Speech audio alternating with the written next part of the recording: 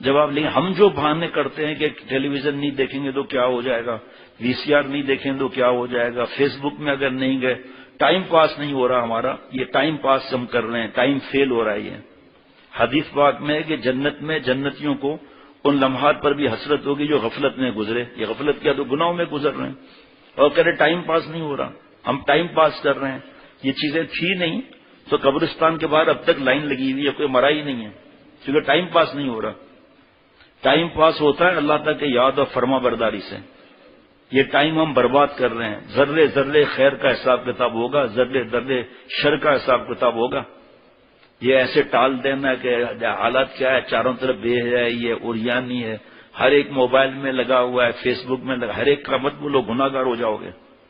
اگر ایسا ہوتا نا کہ کوئی بھی نیک نہیں ہے, خدا کی قسم حدیث پاک کی روشنی میں دیکھیں قیامت آ چکی ہوگی.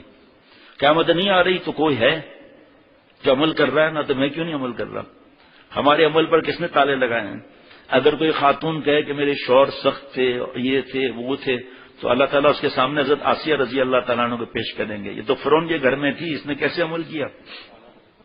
اللہ تعالیٰ ہمارے بہانے پر حضرت بلال رضی اللہ تعالیٰ عنہ کو پیش کریں گے کہ کیسے کوئلوں پر لٹایا ہوا اوپر پتھر, اور کیسے اللہ کو یاد کر لیں کہ ایمان نہیں نکلے گا, جتنا تجھے ظلم کرنا ہے ظلم کر لے.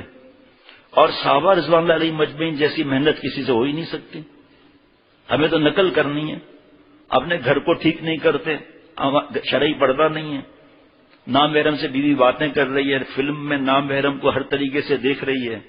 اگر کوئی سمجھا ہے صاحب کیا کریں, حالات ہی ایسے ہو گئے ہیں, کیسے صاحب منع کریں؟ اپنی نافرمانی پہ تو جوتا لے کے دوڑا دیتے ہیں, اولاد کے پیچھے اور دوسروں کے پیچھے. اللہ کی نافرمانی پہ دان پھاڑ کے ہنس رہے ہیں. یہ جواب میں اللہ کو دے سکتا ہوں؟ نہیں دے سکتا. تو ایسا جواب دوسروں کو کیوں دیتے ہم؟ یہ صاحب کیبل کے بغیر رہ نہیں سکتے, فیس بک کے جو اس کے بغیر رہ رہے ہیں وہ کوئی دوسری مخلوق آ گئی ہے کیا؟ ہمارے آپ جیسے ہیں.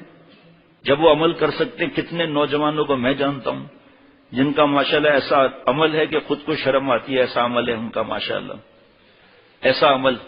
ابھی ایک نوجوان نے مجھے بتایا, یہی موجود ہے, 2.5 لاکھ ہر مہینے, اور ایک دفعہ باقاعدہ اکاؤنٹس میں پیسے ٹرانسفر بھی ہو گئے. اس کا مطلب دھوکہ نہیں, اور اس اکاؤنٹ میں پیسے بھی نہیں رکھنے کے, ایسا نہیں اکاؤنٹ نمبر معلوم کر کے دوسرا ہی نکال دے, جو فراڈ ہو رہے ہیں.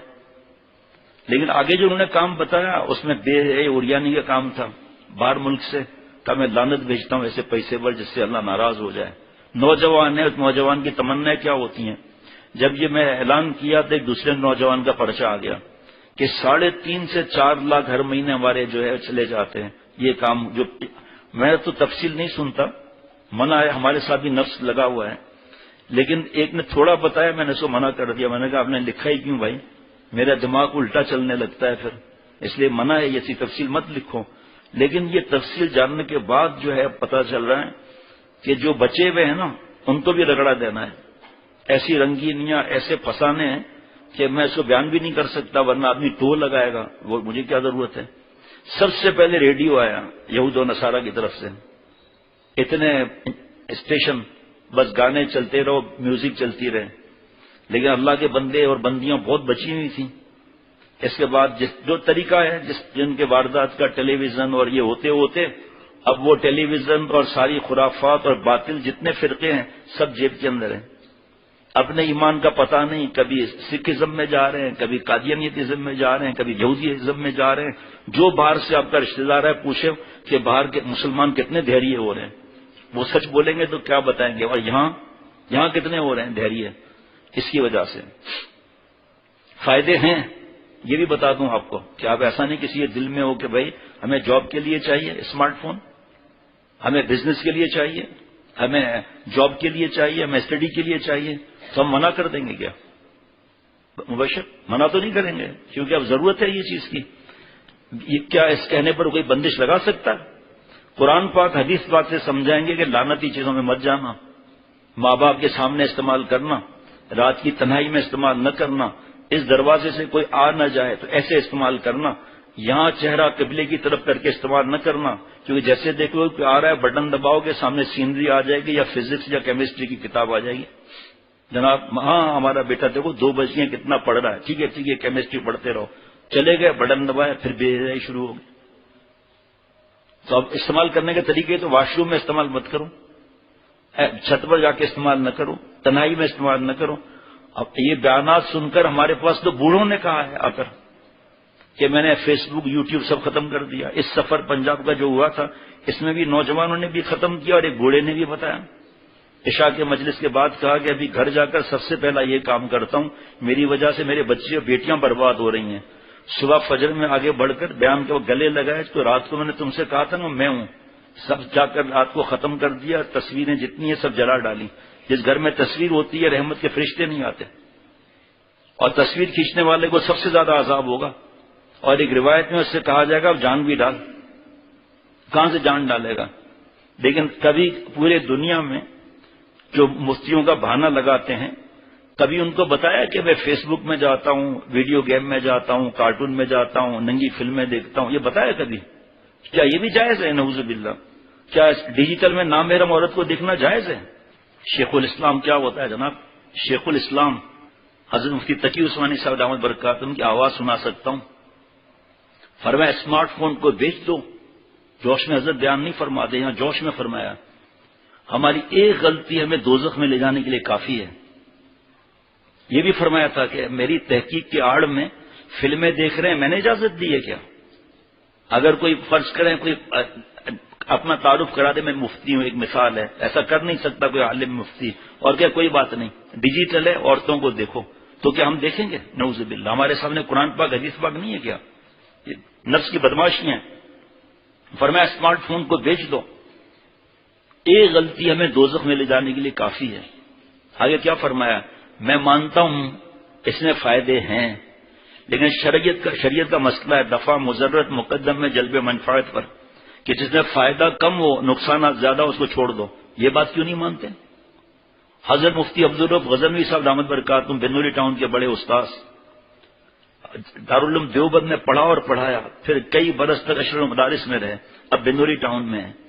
فرمایا کہ مجھے لوگ نیٹ کے فائدے بتاتے ہیں، میں ان سے کہتا ہوں میں مانتا ہوں فائدے ہیں، نقصانات زیادہ ہیں۔ راتوں کو جاگنا، دن میں سونا، دین بھی تباہ، دنیا بھی تباہ۔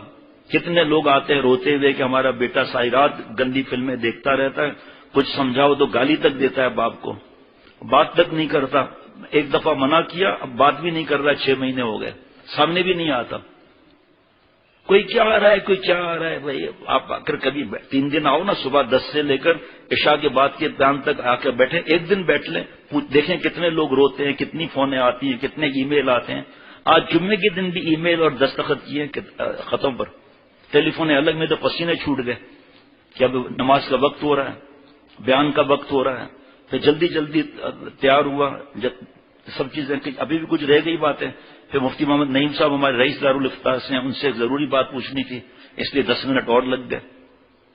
یہ بہانے بازی سے اللہ نہیں ملیں گے۔ جس چیز کو رب نے حرام کر دیا ختم، جس کو حلال کر دیا ختم، کوئی دنیا اس کو بدل نہیں سکتی، پورے دنیا قیامت تک دین پورا مکمل ہو گیا۔ اور حدیث پاک ہے، اس لیے موبائل کو لے لو آپ، حدیث پاک ہے کہ حلال تو واضح حلال، حرام تو واضح حرام، بیچ میں جو مشتبہ چیز ہے نا شبہ والی، اس کو چھوڑ دو۔ پھر بزرگوں کی نصیحت ہے المتقی من یتقی شبہات، شبہ گناہ والی چیز بھی چھوڑ دو۔ اگر تقوی والا اللہ کا پیارا بننا ہے، شبہ گناہ کو چھوڑ دو جس میں شبہ ہو۔ حضرت تھانوی رحمۃ اللہ علیہ کے وقت میں یہ لعنتی چیزیں نہیں تھی، جو دوزخ کے گھڑے میں گرانے والی نہیں تھی، لیکن فرمایا کہ کسی بات کو کچھ علماء جواز کا فتویٰ دیں اور کچھ عدم جواز کا فتویٰ دیں، لیکن دونوں یہ نہ بتائیں کہ یہ واجب ہے ضروری ہے، بس بتا دیا واجب اور ضروری نہ بتلائیں۔ کیا سونے کے پانی بھی کچھ نہیں بیچتا، اس سے لکھنے والا ہی ہے۔ فرمایا ایسے میں کھٹک پیدا ہوگی، اور حدیث پاک ہے کھٹک والا کام چھوڑ دو۔ 2 آپ صلی اللہ علیہ وسلم نے تھرمامیٹر دیے کہ قیامت تک رہیں گے، میری آخری سانس تک رہیں گے۔ نمبر 1، جس کام سے کھٹک پیدا ہو جائے یہ صحیح ہے یا غلط ہے، اس کو چھوڑ دو۔ بھائی فرض واجب کو تو منع نہیں ہو رہا نا، کھٹک والی چیز کو چھوڑنا ہے نا جناب۔ نمبر 2، کسی نیک آدمی کو اس بات کا بتلانے کو دل نہ چاہے، مولانا یا ابا جی دعا کرنا، رات کو میں نے گندی فلم دیکھنی ہے، دعا کرنا، کہے گا؟ نہیں کہے گا۔ مولانا صاحب دعا کرنا، ماں باپ سو جائے تو میں رگڑے دوں، کہے گا؟ مولانا دعا کرنا میں لڑکی سے ملنے جا رہا ہوں، گناہ کبیرہ کرنے جا رہا ہوں، بخاری شریف کی حدیث پاک زنا العین نظر، آنکھوں کا زنا کرنے جا رہا ہوں اور اینڈ رزلٹ اس کا زنا ہے، اس کے لیے میں جا رہا ہوں، کہے گا؟ عمرے پر جانا ہے تو، بیان پر جانا ہے تو دعا کرائے گا نہیں کرائے گا؟ دیکھیں نا، سب چیز تو ہو چکی نا، ہم کیوں پریشان ہوتے ہیں؟ حضرت مولانا عبد الرؤف غزنوی صاحب دامت برکاتہم فرماتے ہیں مجھے لوگ نیٹ کے فائدے بتاتے ہیں، میں کہتا ہوں ایک فائدے کا انکار نہیں کرتا، لیکن اس میں عذاب زیادہ ہے، بیٹیاں گھروں سے بھاگ رہی ہیں، حرام عشق جو اللہ کا عذاب ہے، عذاب الہی ہے، وہ ہو رہا ہے، ناچ گانا، بے حیائی، اریانی، فحاشی، بے غیرتی ہو رہی ہے۔ حدیث پاک ہے کہ اللہ جس کو ہلاک کرنا چاہتے ہیں سب سے پہلے اسے حیا چھین لیتے ہیں۔ حدیث پاک ہے کہ حیا نہ رہے، اب جو کرنا ہے چھو کرے، ماں باپ سے لڑائی، سود، رشوت، ماں سے رات کو ماں باپ کے حقوق پر بیان ہوا تھا، آخر میں یاد دلا دینا، اعلان کر دوں گا، جس کو چاہیے لے لے۔ گھر والوں نے رات کو بتایا کہ خواتین ایسی رو رہی تھیں اور یہاں میں حالت خود دیکھ رہا تھا، میرے ماں باپ نہیں ہیں، میری خود حالت خراب تھی۔ یہ سب بدماشیاں یہی سکھاتا ہے، چاہے موبائل ہو، چاہے ٹیب ہو، چاہے وی سی آر ہو، چاہے کمپیوٹر ہو۔ یہ بے حیائی، اکڑ، چوری، ڈاکے، زنا، دہشت گردی، لوٹ مار، گانا، کورٹ میرج کرنا، گھر سے بھگانا، حرام عشق، گندے اخلاق، گالیاں، سب یہ چیز سکھاتی ہے، اسی کو ہم نے چوم کے آنکھوں پہ رکھا ہوا ہے، نعوذ باللہ۔ اور جو وہی الہی کی باتیں ہیں وہ سمجھ میں نہیں آتی، فیس بک جو قید ہے سمجھ میں آتا ہے، نعوذ باللہ۔ آپ صلی اللہ علیہ وسلم کا طریقہ سمجھ میں نہیں آتا، یہود و نصارہ کا طریقہ سمجھ میں آتا ہے۔ اور حدیث پاک ہے جو جس قوم کی نقل کرے گا اس کے ساتھ معاملہ ہوگا، حدیث پاک ہے جو جس قوم کی تعداد بڑھائے گا اس کے ساتھ معاملہ ہوگا۔ تو اب کوئی سوال پوچھ لو دنیا کے مفتی سے، وہ آپ کو 4 مہینے لگا دے گا، بٹ کوائن وغیرہ جس کا فتویٰ ابھی تک نہیں آیا، 6 مہینے لگ گئے، سال لگ گیا، ایسے تھوڑی جلد بازی میں فتویٰ دیتے ہیں۔ لیکن یہ جواب نہیں ملے گا آپ کو، چاہے 1 سال گزر جائے، کہ جی شریعت میں اس کے بارے میں کچھ پتہ ہی نہیں ہے۔ پوچھنے سے پتا چلے گا کہ اللہ کے نبی صلی اللہ علیہ وسلم نے کون سی چیز نہیں سکھائی، چلنا سکھایا، تھوکنا سکھایا، استنجا سکھایا، ماں باپ کو سکھایا، بیوی کو سکھایا، پڑوس کو سکھایا، اولاد کو سکھایا، لین دین کو سکھایا، چلنے پھرنے کو سکھایا، بات کرنے کو سکھایا، معاف کرنے کو سکھایا، گنتے چلے جاؤ، گنتے چلے جاؤ، صبح سے لے کر رات تک ہر چیز سکھا دی، کہ غم میں کیا، خوشی میں کیا۔